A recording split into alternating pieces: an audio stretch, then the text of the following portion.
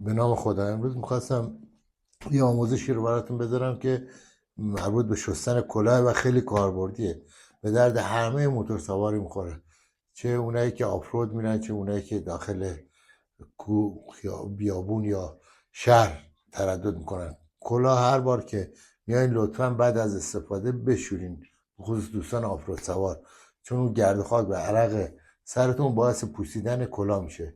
و نکته که هست، اکثر دوستان به جایی که درست بشورن اینو برمیدارن اینا رو باز میکنن و به مرور بعد از چند دقیقه باز بس کردن کلاه اون حالت اولیش از دست میده و جا نمیخوره.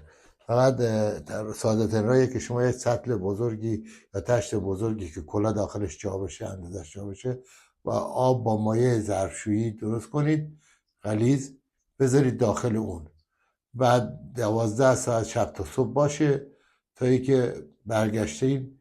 بعد از 12 ساعت یه آب بگیرین روشو تمیزش کنین، مایع داخلش نباشه، بذارین کنار، مثل روز اول نو میشه. این روز اول که از تو کارتون در بودیم. حالا من براتون این کار رو انجام میدم، تشریف بیارین ببینید.